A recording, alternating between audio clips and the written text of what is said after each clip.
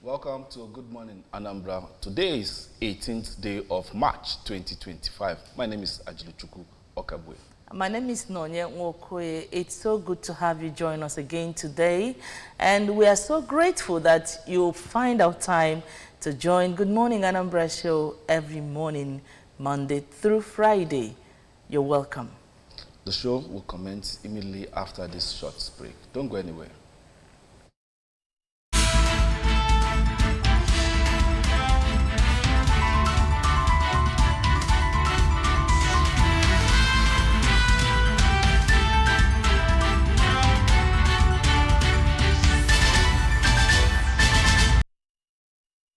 Glad to have you back, and we'll begin with the stories making the rounds on ABS website. And the first story we have for you this day is Soludo's administration awards over 746 kilometers of road in 3 years. ABGA NWC lauds Soludo for visible democracy dividends in Anambra. Bishop Hassan Kuka of Sokoto Diocese commends Anambra State for giant strides in development. Former Anambra Governor Obi support Tantian University with 10 million naira. Federal government to review appointment of 72 executives of River Basin Development Authority. Rwanda cuts diplomatic ties with Belgium. That is long overdue. Fatal motor accidents claimed life, 6 lives at Upper Iweka axis of Onitsha. NAFDAC seizes over 100 truckloads of substandard illicit medicines from 3 major drug markets.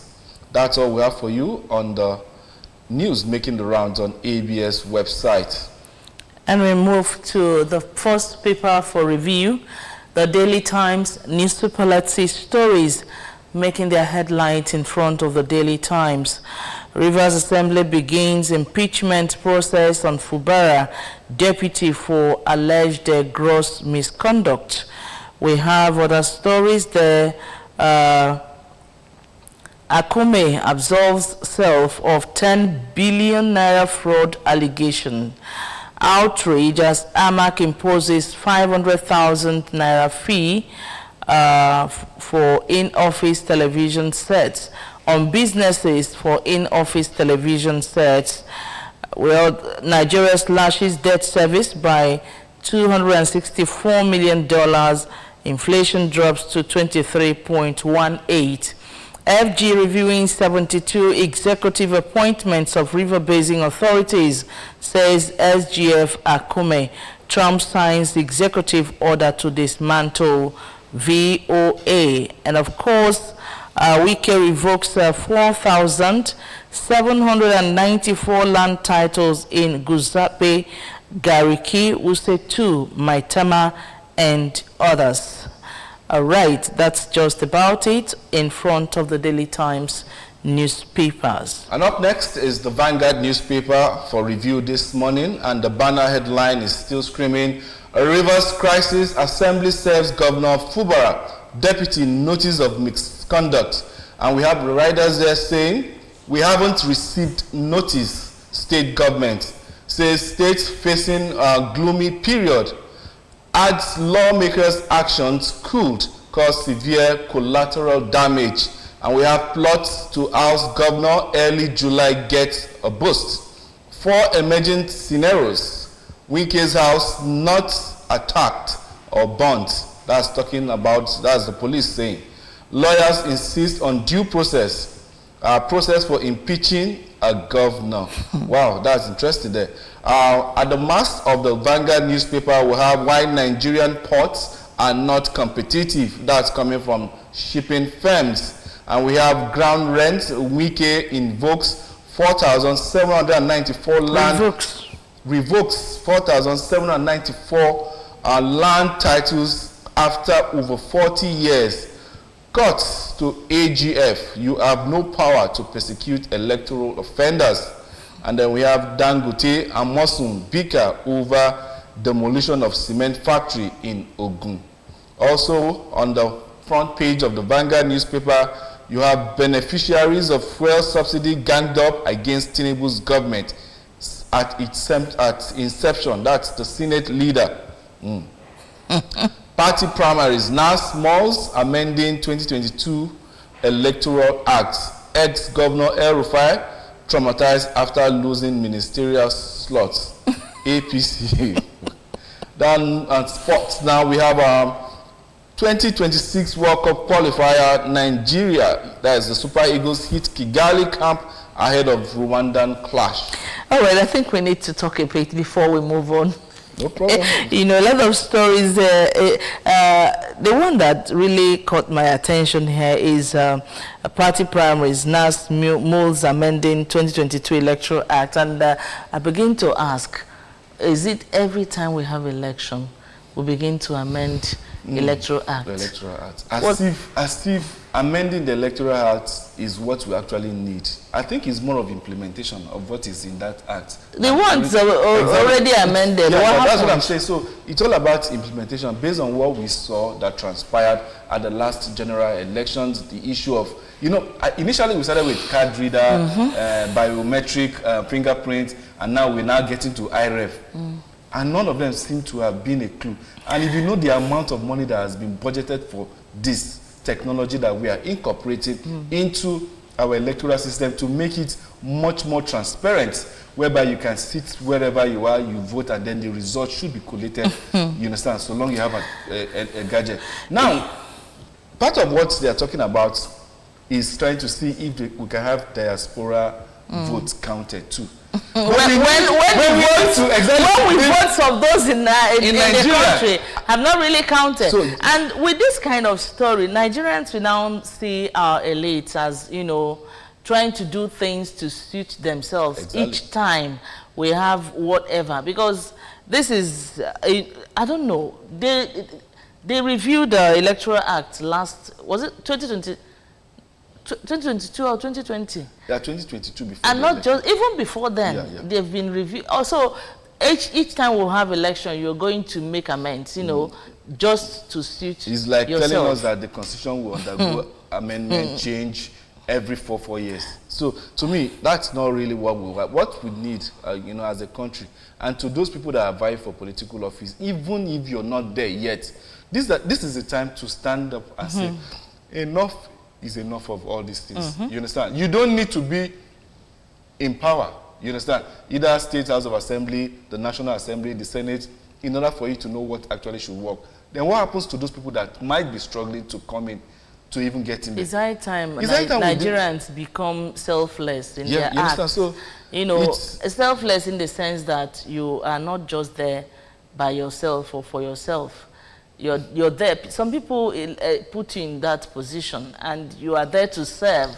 So instead of serving, the mentality, you know, of Nigerian elite is not to come and serve. Okay. They see it as a privilege. You understand? That they are doing you a favor.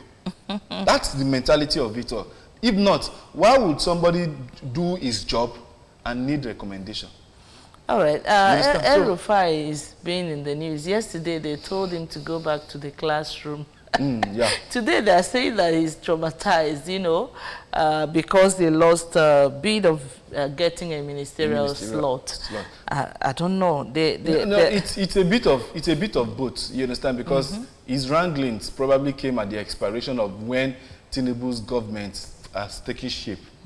If these rantings we are seeing now, took immediate effect after the last election, probably would have gained ground. It would have gained some, you know, popular opinion that, okay, let's listen to what this young man is saying. After all, this man was instrumental in the last administration and is a key stakeholder in the party, APC. Let's see what he has to say. But you're only crying months, a year plus after the administration of this one has already taken shape, and probably there's nothing there for you. So if APC can come up and say, okay, fine, the reason why this young man is ranting, if any person chooses to take him serious, is because he didn't get what he probably wanted in this administration. And it's possible, because that's what our politicians tend to do. Let no politician, or rather Nigerians, I speak to Nigerians, let no politician make you feel that your agenda is the topmost of his own agenda in this fight for, okay, fine, let us change the narrative and the rest of it all. In everything they do, their interest is first. I'm yet to see a Nigerian politician that has the interest of the masses. If not, there are things that you will definitely bring to the fore and Nigerians will believe you. But this guy has not come up to say anything tangible yet. An election was done last time around. We all know what happened in that election, even the one that you did. And they're talking about even election, general election. Take away that one. What of the atrocities that happened under your watch as Kaduna State Governor for 8 years that you were there?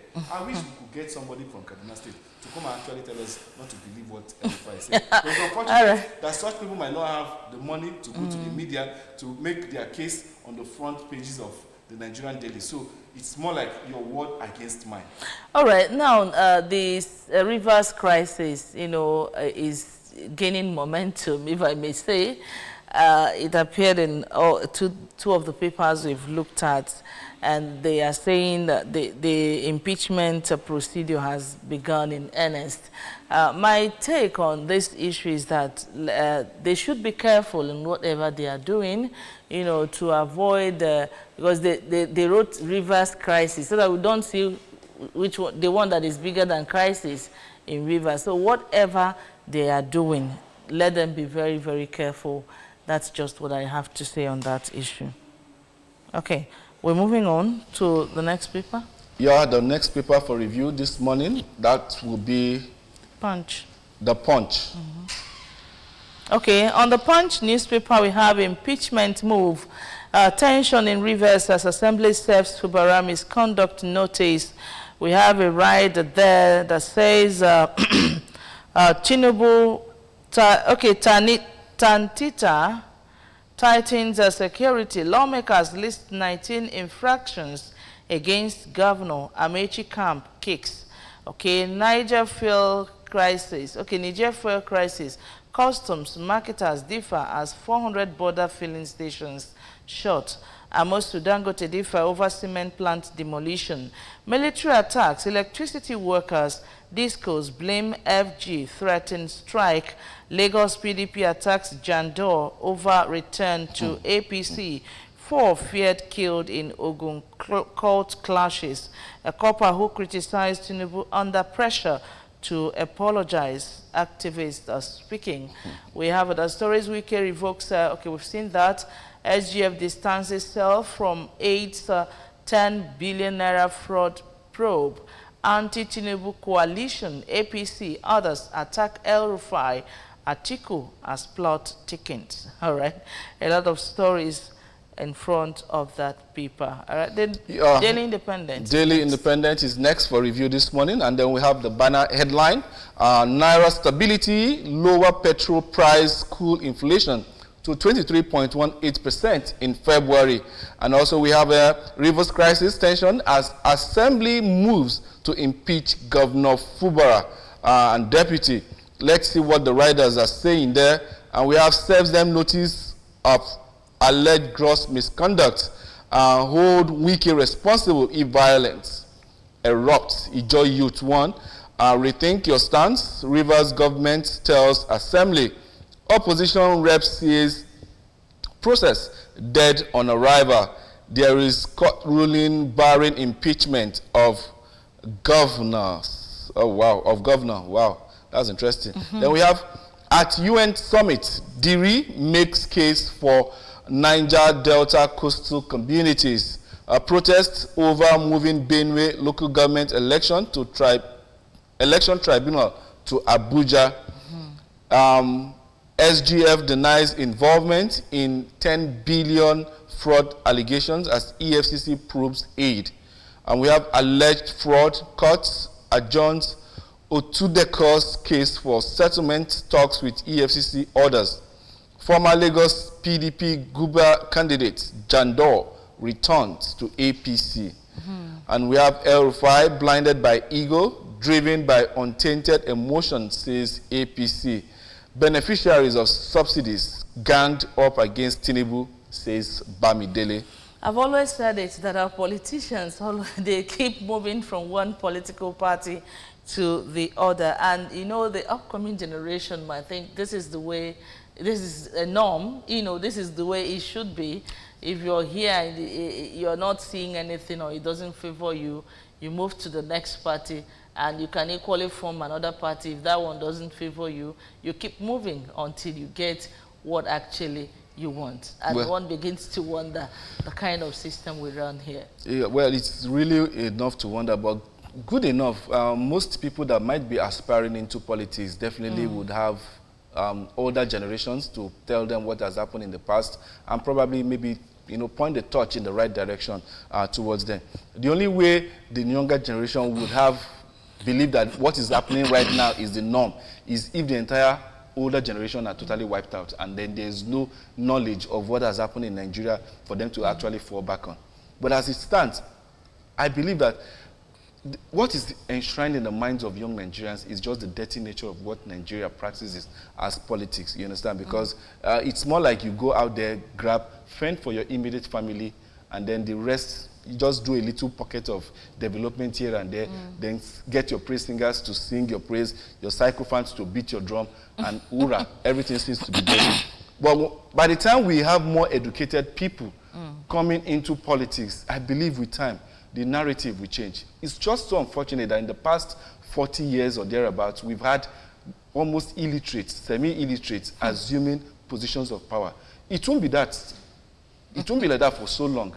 Okay, let's see the story of Secretary to the Government of the Federation.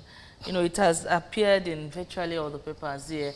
And when you hear money, 10 billion naira, alleged fraud, and it's saying it's not true. And what my own is that in Nigeria, a lot of times they've come up to tell us that this person is being indicted of fraud. And you still see him occupying yes. And at the end of the day, they never come out to tell us that this is the outcome of their probe. This is what happened, and the person will just be walking freely on the streets of our nation. I'm still talking about the SGF, you understand? The story immediately after that is still talking about alleged fraud. Court adjourns Otedeku's case for settlement talks with EFCC orders. So what's the narrative? It's a very, very burning question. And I'm so curious down to my spirit to know what this settlement is all about. Is it that when you embezzle money, you keep aside the one that you use to settle? For settlement. Sincerely speaking, I really don't understand what this settlement, and they shroud this thing in so much mystery, and you begin to wonder if it's divinity of the Lord that they're talking about here. These things should be put to bear for Nigerians to actually know what our politicians are capable of. And even how the EFCC itself operates. What do you mean by settlement? I really don't understand that. Until Nigerians ask questions, then you begin to wonder what our politicians are actually doing with the resources that is meant to go Asking questions is one thing, then getting answers. Getting answers, and not just getting anyhow answers, because getting the right answers is the next. A lot of things going on in our nation are actually shrouded in secrecy. Nigerians have every right to know what is going on in their nation. Now let's move to the Nation newspaper and see stories making their headlines in front of the Nation. Assembly lists Fubara's 19 sins. Okay, he who has no sin should cast the first stone. Okay, we have right there. Says lawmakers ask governor, deputy to defend gross misconduct allegations. No letter received by government. Okay, I don't know whether it is the same thing. When government went to assembly, the assembly said they never saw them. They never saw it. So that you're saying. So they said they give Fubara notice. The government said they've not received any. We keep our fingers crossed and watch what unfolds in Rivers State. Now, drop in food, gas prices reduces inflation to 23.18%. MBS. I've not experienced any of that. MBS report shows 130 basis points splash. Now, Dangote to build the Olokola Seaport, Itori cement plant. El-Rufai stands diminished with his actions, says APC. Okay, Zulum is busy doing wonders, in his state. IGP launches Zulum's distribution of 110 patrol vans, 500 motorcycles, 280 houses to police orders. You know, one thing about Zulum, you'll be reading other stories. Once you come to Zulum's case, it's just to see wonders that he has done again. You'll be clapping for the one he has done, and he's doing another great one. All right, let's move to the next paper for review, the Daily Trust news. The Daily Trust paper is next for review this morning, and we have the banner headline: El-Rufai accuses Ubasani of siphoning local government funds to UK. South Africa says no local government receives 50 million per month. Provide evidence. Shehu Sani challenges ex-governor. Wow. That's what Nigerian politicians are known for, playing dirty. Motorists passed night at CNG stations over inadequate dispensing points. And we have experts urge expansion of filling centers. Government has no input in it. That's coming from the Presidential Committee. And then we have many injured, houses burnt as crises erupt in Plateau community. And Rivers Assembly notice of misconduct not addressed to Fubura. That's government. We have Sowore lawyers accompany COP member summoned for criticizing Tinubu. I saw that story, I think in the night, that they went to the NYSC office with the girl in question. And when they got there, the LG officials were not there to receive them, you know. And I like what is actually happening with some of the things that happened in Nigeria recently, especially with the social media. You know, there's nothing hidden any longer. Once it happens, you know, people, it will spread on social media. Yeah. People will take it up. You know, a lot of people will come out because, like yesterday we were talking, I noticed that girl talked from, you know, an emotional point of view. When you feel something that is happening to you, you know, or when you are pushed to the wall, or when you don't have money to do certain things, there's nothing left than to start cursing people in positions of authority. And there's something I said, that if actually our leaders have the interest of masses at heart, you know, they should listen to, these are the kind of, you know, criticism they should listen to. Exactly. And of course, do something about it, because these are humans. These are people that you are leading. These are your subjects.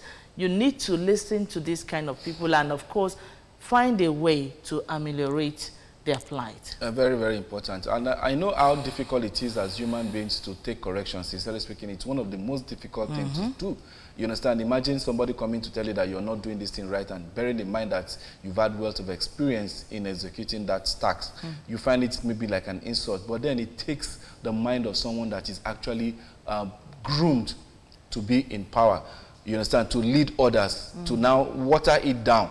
Take the criticism, sieve it, and then make positive recommendations or positive actions with what you understand you have heard. You don't need to just react immediately.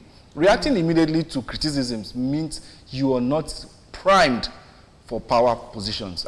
That's just the gospel truth. All right, this issue of CNG cars in Abuja. I was in Abuja late last year, I think in November, and we passed one area, and a lot of vehicles were parked there. So the driver started, I think somebody asked a question in that vehicle, and the driver started explaining, you know, that they've been there for more than 2 weeks. Some have been there for more than 3 weeks waiting for their CNG cars or whatever to be filled before. So since that time till now, that means nothing has been done, you know, as regards trying to make it easier for people to get the CNG. Since they said that it's cheaper for us, that thing that is cheaper, you need to help Nigerians to get it. So since November till now, the issue of CNG has not been addressed.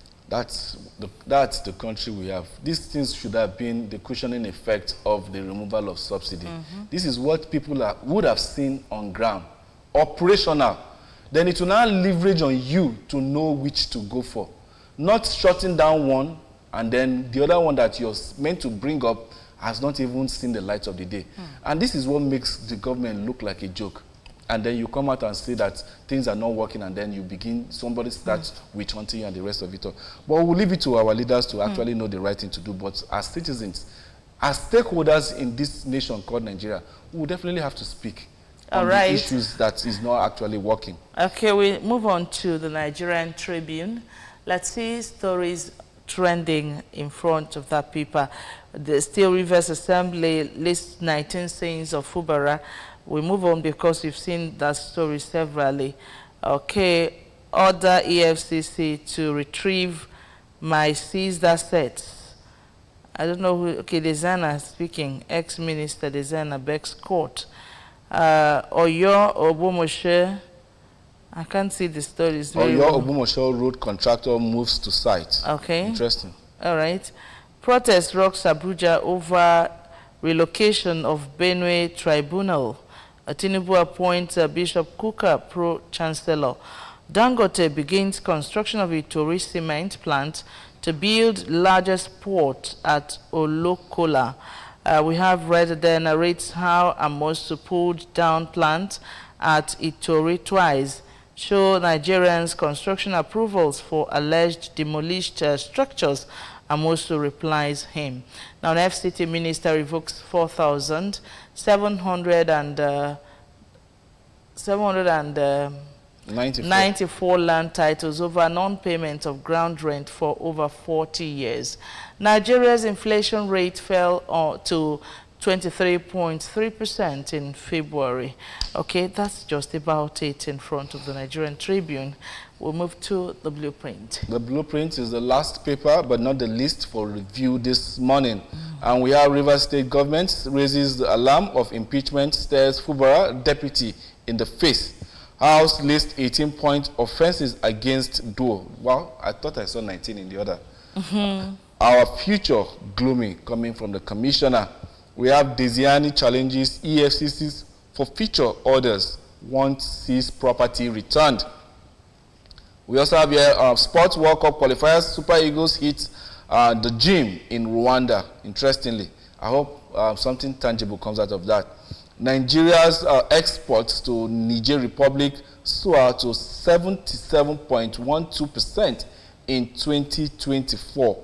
Dangote to build 6 MTA cement plants in Itori, largest seaport in Ogun. Nigeria's inflation drops to 23.18%. Debt service declines to $276 million. And that's the much we have for you on the front page of the Blueprint newspaper. Quickly, let's see stories that might be interesting to. Dangote, proposed the largest port and, of course, a cement plant. I think this is a welcome development to give job opportunities would be great for people, for young people in Nigeria. Don't you think so? Yeah, I think a whole lot about that. But at the same time, the Nigerian system of the port system, actually, the port system is somehow skewed, making it seem like Lagos is the only entry point into things into Nigeria. This one is in Ogun now. I know. No. I'm talking about the one that is existing before you go about building a new one. Okay. You understand? Same thing, we had 4 moribund refineries and Dangote went ahead to build one. Okay. So I don't know if Dangote is competing with Nigeria in order to be, if it's going to be richer than the country, or I have no business. We run a capitalist, you understand, economy, you understand. I have no business with somebody having his money to go into business. But my problem is the government folding hands and legs and then allowing an economy. Do you know what? Have you forgotten when Nigerians said they are going into privatization, which led to privatizing NEPA? Have you forgotten? Yeah. That's what I'm saying. Do you know the bulk? This is a country that imports virtually everything, down to the toothpick that we use, you understand? If you know that is the humongous amount we can generate, you understand, by creating more channels. You have the the Niger bridge that still needs to be Ajolo, dredged? Nigeria has been privatized. Every individual, for as long as you have money, you can do anything. When our oil blocks are shared amongst individuals, and you're talking of somebody that is trying to set up something, I mean, this is long overdue. Let's see some of the stories in our website. I don't think we've seen it. That Bishop Hassan Kuka of Sokoto Diocese is commending Anambra State government for giant strides in development. And of course, we saw in one of the papers that Bishop Kuka has been made pro-chancellor by President Bola Ahmed Tinubu. You know, I think the Bishop Kuka, was he in the service on Sunday? I think he attended the service on Sunday in Anambra State. I can't remember. Okay. All right. Let's see other stories from there. You know, we are still in the week of celebration in Anambra State, 3 years celebration, and of course, Soludo's administration awards over 746 kilometers of road in 3 years. This is what I want to see. Let Anambra State be like Zulum, Governor Soludo and Zulum. Let them be doing their work while others will be bantering off impeachment here and there. But let's see, Governor Soludo has awarded another road, you know, added to the one he's already building. All we ask for is development.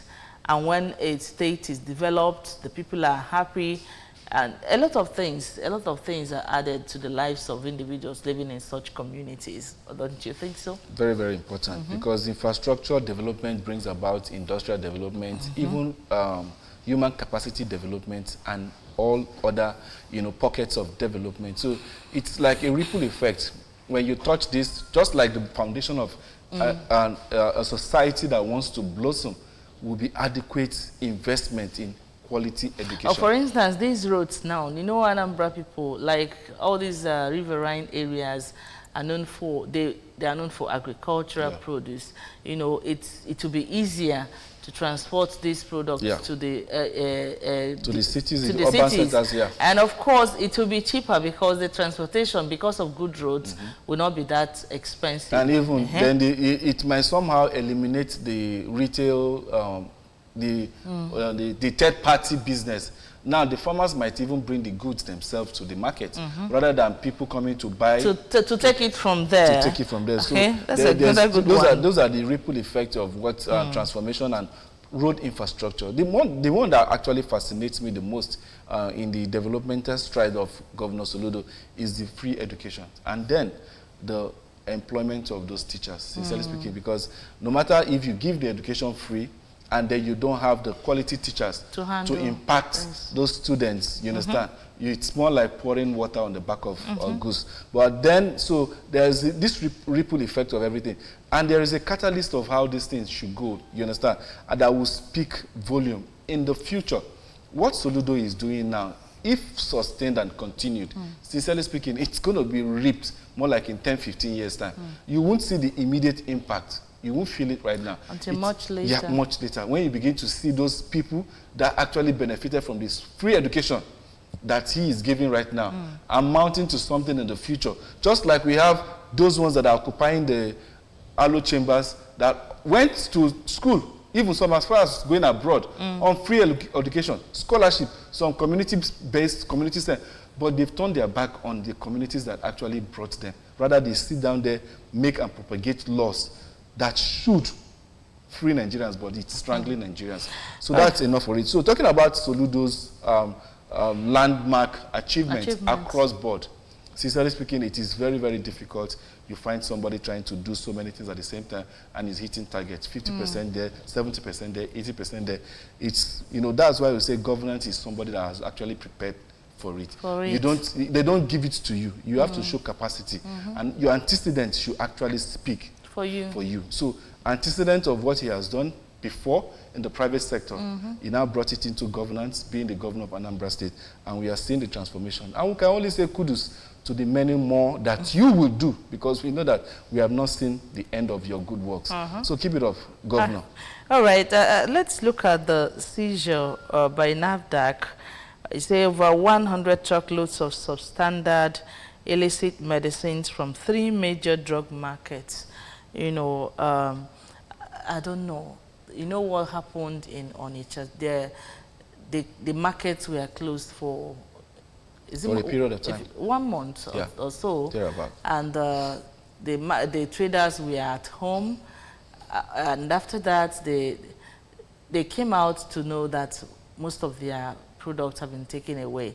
Now, there's this criticism that came up. Some people, even Peter Obi, said something that they should have allowed the marketers or the traders to be in their shops while, carrying or seizing those drugs. Now, how sure are we of what NAFDAC carted away from these markets? I just hope that what they took away is what they should take away in the first place.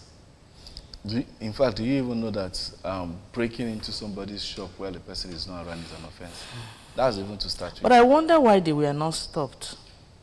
I wonder why they were not stopped. When people came up with that criticism, I wonder why they were not stopped, or is that the way it should happen? I don't know. If you want to go on a raid, you should be going on a raid when the people that you want to, like you want to go on a drug raid, you need people to catch in order to know their link, their supply link, you understand, and everything. You need individuals that will tell you how the network operates. So even this, what they have done, this is not done. This is more like a drug raid too. Okay, because what you have is a stash. You know what I want? What you have is a stash. You know what I was saying? Now, you said something that is so striking, that they should get those people to talk about who supplies them, These things don't come from the sky. Yes, and we know we have a Standard Organization of Nigeria. We have our people manning the boards, the borders. What are they called? So, our customs. Custom officers that are all over the borders. They were there, and these things came into the country. Now you went to the shops of those people and carted away these drugs. That means our problem is not really solved. You've not even because you've not addressed it issue. From the root. Because when had it been you addressed it from where it came from, you don't want this, it will not repeat. But now they will still go back to get what they want to get, because you don't know how they are sourcing it. I think the last story we used to wrap up is this story, the accident story that happened at Opiweka. A lot of times, road safety people come to this place to talk about safety measures on our roads, but I wonder how many of our road users adhere strictly to these measures to see that accidents of this nature, because I had 6 people died and a lot of other people are still in the hospital, taking treatment. So I don't know. It's such a pity. Accidents do happen, but our prayer is that when it happens, the casualties will not be so much. So fatal. It will not be so fatal. But this one, they said it's fatal.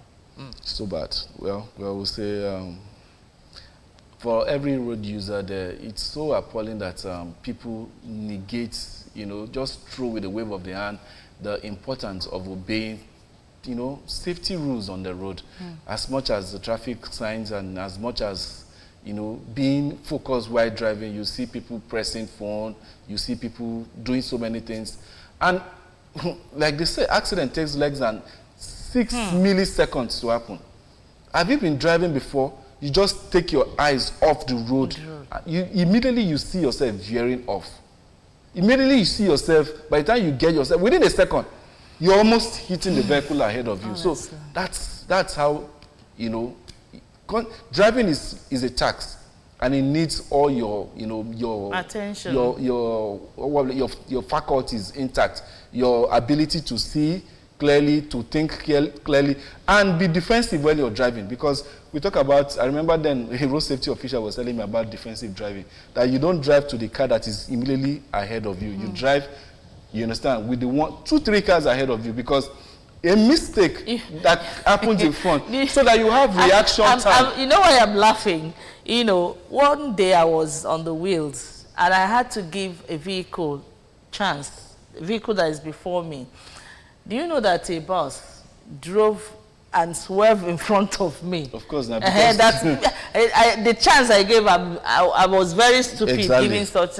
So what we are saying here is that it's not an accident. We call it accident because we couldn't help it when it happened.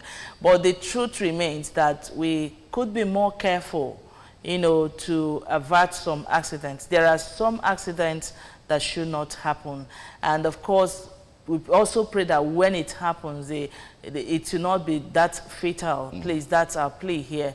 Thank you so much. And I think that's the much you can take on the press review for this morning. Of course.